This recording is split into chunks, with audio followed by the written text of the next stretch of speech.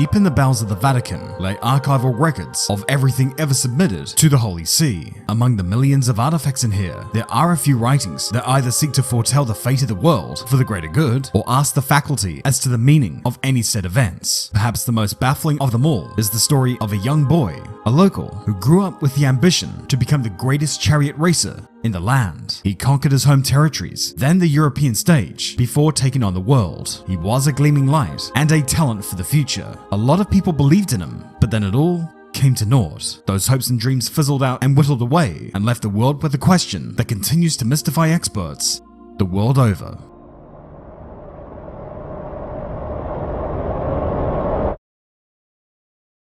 Home. In more ways than one.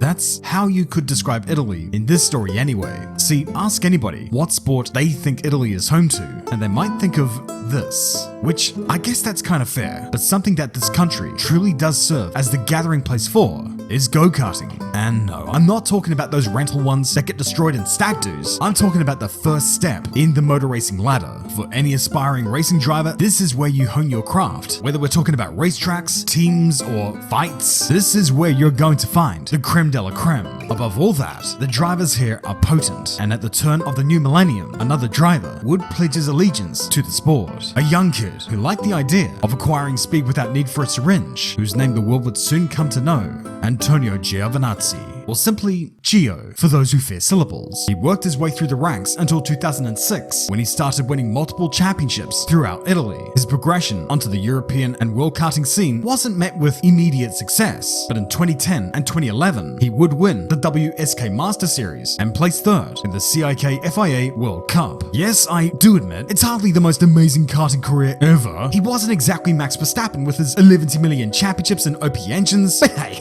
who really needs those? Really? Success? Happiness? They're overrated. But his goals were clear, and he knew that he wanted to ascend to the very pinnacle of motorsport, and he wanted to win there. He wanted to be a world champion, which, I mean, real original, though how he would actually get there, well, that was the tricky part, because unlike some other drivers around that time, Gio did not come from an affluent background. Self-funding his way up the ladder just wasn't going to be an option. Not when you're talking millions of euros, and you're still trading in defunct lira and wheat. But I'll let y'all in on a little secret. Okay, it's not that much of a secret, but it's not what you know, it's who you know. By the time 2012 rolled around, Gio was entrusted with mentoring another young driver who himself was wealthy enough to single-handedly reach the top. He was a driver who laughed in the face of fear and made the world quiver and bow before him. Sean Gallile. Okay, I gotta stop being a dick here for a sec, because the story goes that Gio met the Galliles in circa 2012, and it was through that mentorship that Sean's father, Ricardo, saw fit to make sure that Antonio's funding problems were over, and that his future was secured. The karting results weren't ultra amazing, at least on paper, but in the latter half of that year, he would be thrust into the Formula Pilote China series, giving him his car racing debut, and he repaid the Galliles' hospitality by winning the championship with a round to spare. He also won 2 out of 3 races in a one-off appearance in Formula Abarth at the end of the season, and thus, the path to the top of motorsport had officially begun for Gio.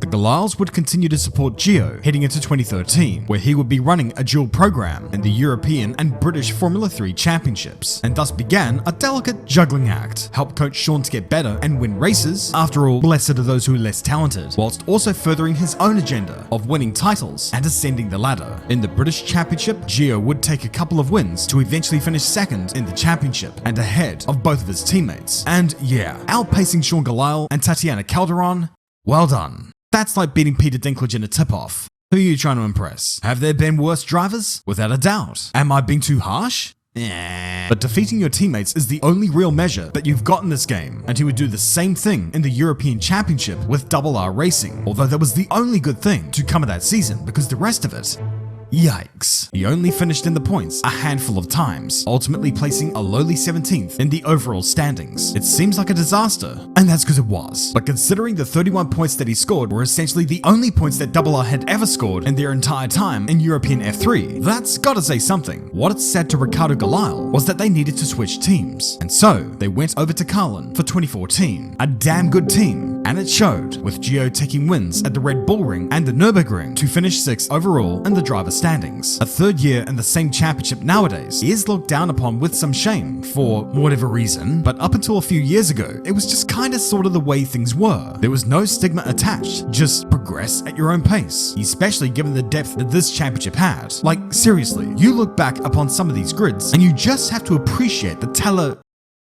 Okay, never mind. His run from Silverstone to Poe was outstanding, never leaving the podium once in those first 9 races. This remarkable consistency could help him win the championship so long as he kept at it, which he did not. In Monza and Spa, 2 retirements dented his championship charge, and then at the end of the year, when Big Daddy Lawrence Stroll started dumping money into Prema, which he bought, Gio just couldn't hope to keep up and ultimately had to settle for 2nd in the championship, which, let's be fair here for a moment, that is nothing to scoff at. Like, at all. And he backed this up by winning the Masters of F3 and taking 4th in the Macau Grand Prix. He also made a one-off appearance in DTM for, I don't know, and giggles, I guess, and competed in the Asian Le Mans series alongside Galal for a couple of races, winning both times. So pretty good, yeah? I mean, yeah, sure, the whole 3-year thing, I get it, but sometimes it does take a little bit more time to get up to speed. It's not exactly a one-size-fits-all scenario, and sometimes it's just a matter of being in the right team at the right time. It could take you a season or 2 to find them, although other times they are there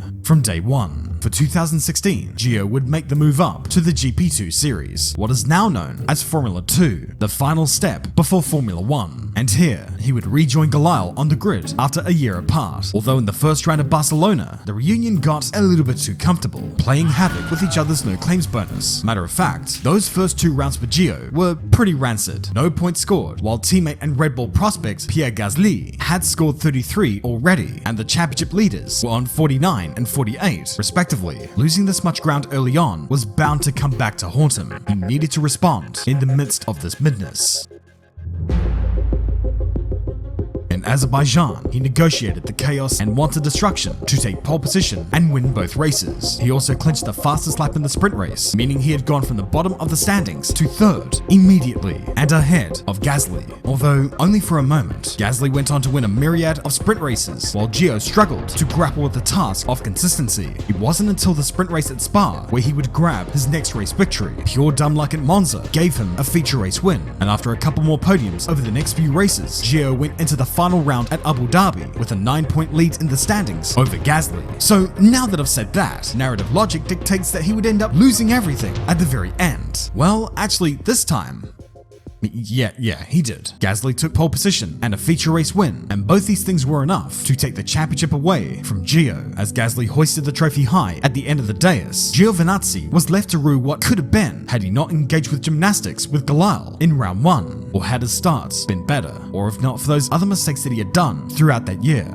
Alas, a lot of times that year, he was his own worst enemy. But if there was any consolation to come of this, it's that Gio's performances in GP2, as well as his knack for informative feedback on car development, were music to the ears of people in Maranello. By December 2016, Antonio Giovinazzi was signed as the 3rd driver for Scuderia Ferrari. He was close to where he wanted to be. He was technically in F1 now, yes, but it wasn't a race seat, it wasn't full-time, and that wasn't likely to change with Sebastian Vettel and Kimi Räikkönen as its drivers. But you know, being the 3rd driver for Ferrari does have its perks.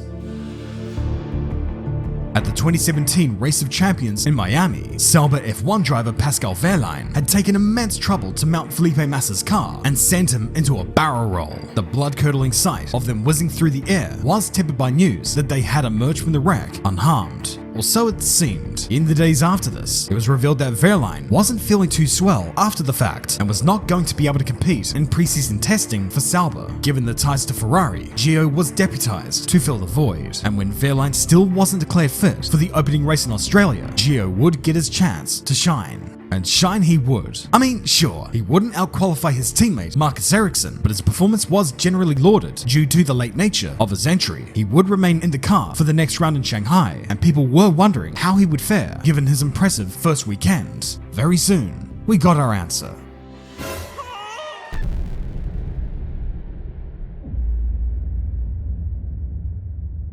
This 0-0 moment marked the end of his time in Sauber. Wehrlein made his return for round 3, and we all kind of forgot about Gio for a moment. He ran around in a few FP1 sessions with Haas for the remainder of the year, but come 2018, the full-time seat for Gio wasn't there. He had had his one shot, but it had all come to naught.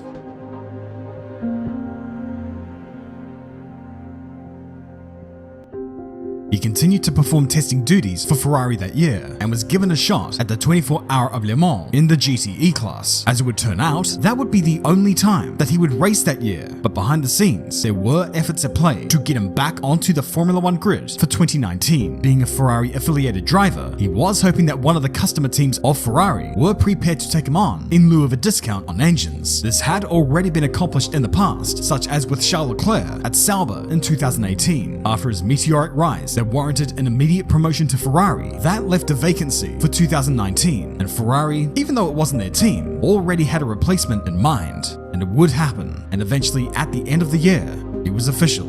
Finally, Antonio Giovinazzi was a fully fledged Formula 1 driver, and with that, the dream was accomplished. Well, almost. He obviously wanted to win up here, but winning in a Sauber? Better drivers have tried, and better drivers had failed. And besides, he was gonna have enough challenges internally that year. His teammate was Ferrari exile and former world champion Kimi Räikkönen. And while, yeah, Kimi had kinda checked out these last few years and was merely there to fund his vodka bar, he could still hang with all of them when he could be bothered. While Gio eventually started to get onto an even keeling with Kimi in terms of qualifying results, the race results were not great. Like, at all. It definitely wasn't aided by the car becoming slower and slower as the season went on. He was unable to shine, even in moments where he outpaced Kimi and gave him a reputation of disappearing in the races. In the 18 Grand Prix where they both finished the race, Gio would only beat Kimi twice. So what happened to the other 16? Sauber certainly asked that when he threw away a points-paying position in Belgium. His racecraft was a major problem and he knew it. And Sauber's team principal, Freddy Vasseur, said onto you continue down this path, get ready to learn Chinese, buddy. He took this information on board and used it to good effect. He did become more consistent in the second half of the season, and in Singapore he actually led the race for a while. I mean, yeah, there is a bit of an asterisk to that, but we can abandon rational thinking for just a few seconds now, right? Can we? His best result of the year came in Brazil with a 5th placing, which is good, although he did still finish behind Kimi in that instance. His performances were just enough to make Vasseur say, whatever, just be ready for next year. He would get a second chance to prove his worth in 2020, but the Sharks were beginning to lurk around him. If he was gonna stay here, he was gonna have to raise his game, and fast. Throughout that season, Giovinazzi showed signs of notable improvement. He had won the qualifying battle with Kimi and had dumped 0.3 of a second on his head in the last few rounds. His race starts were often good, gaining places with consistency, but despite these improvements, he still completely disappeared in the races, which was a weird trick in comparison to his counterpart who could walk on water and heal the sick. Evidently, this one was healing the water and walking on the sick, and even in those times that he did appear, it was perhaps a little bit more spectacular than it needed to be. Maybe the threat of having his haircut as part of an internal bet within the team made him shy away from scoring points, and could you really blame him for that? It's not a hairdo you typically see with race drivers nowadays. It's cool, I guess, but it also gave him a certain look, and lo, as the imagery of his silhouette against the sunset backdrop spread across the world, a new nickname was henceforth crafted for the Italian Jesus. Either way, the lukewarm results cost him his shot at a Ferrari seat left vacant by the outgoing Sebastian Vettel, instead giving it to Carlos Sainz. But right now, that was the least of his concerns, because Mick Schumacher's run to the Formula 2 title that very same year was putting Gio's place at Sauber and Formula 1 itself under very real threat. And even if that didn't happen, there was also Callum Ilott waiting in the wings. Luckily for Gio, Ferrari and Sauber decided to stick with him. The improvements have been enough for now. Perhaps on the 3rd year, he would arrive. Gio's qualifying prowess carried over to 2021, and how, out-qualifying Kimi Raikkonen 15 out of 21 times. Now that is a landslide that you just can't really ignore. Raikkonen never made it to Q3 once. Gio, meanwhile, got there 4 times. Showing levels like that to a former world champion in one of the worst cars on the grid, this was turning water into Sauvignon Blanc. The first few rounds showed that Gio could indeed hang in the world of Formula 1. But, and there's always a but with this guy's story now, isn't there? A combination of bad pit stops, car problems, and magical curses with unknown origins curtailed his efforts. Though it also must be said, having out-qualified Kimi so many times, he should not have then lost out to him as often as he did. As said before, some of that was down to misfortune. Other times it was him being his own worst enemy. Shades of 2016, when he lost the GP2 title. For him to have been any more impressive that year would have been to demolish Kimi, and that is a weird thing to demand of a driver. Ultimately though, whether it was performance, or the team's need for a new direction, or influx of cash, Raikkonen would leave the team at the end of 2021. And so would Giovinazzi, and he wouldn't be able to find another team on the grid that would give him that full-time seat. The realization had set in for him. The Formula 1 dream was officially over.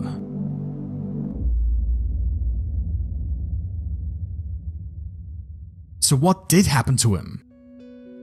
Why did his F1 venture crash and burn like it did? Especially in that last year where his qualifying was outstanding. The progress was there, you could see it. Well, ultimately, in the 3 years that he had been in Formula 1, it was always the same thing that let him down time and again, all the way to the very end.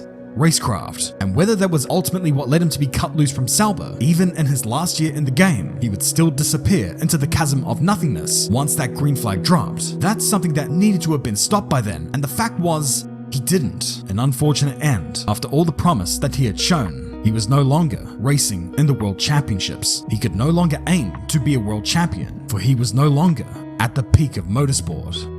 Although, all that depends upon your outlook. Despite a rather appalling season in Formula E, Gio kept his ties to Ferrari. He remains a test and reserve driver with that team, owing to his ability to process valuable and reliable feedback to the team. And being so high up in the spectrum of the Scuderia, he was put within that team's hypercar plan for the World Endurance Championship. And in 2023, he, alongside James Collado and Alessandro Pierguidi, took down the might of Toyota to win the 24-hour of Le Mans. One part of the Triple Crown of motorsport. His quest to become world champion still carries over to this day. It may not be in Formula 1, but it does seem to be a path that he's meant for, that he would thrive in. And hopefully one day, Antonio Giovinazzi could fulfill that prophecy of becoming the world champion.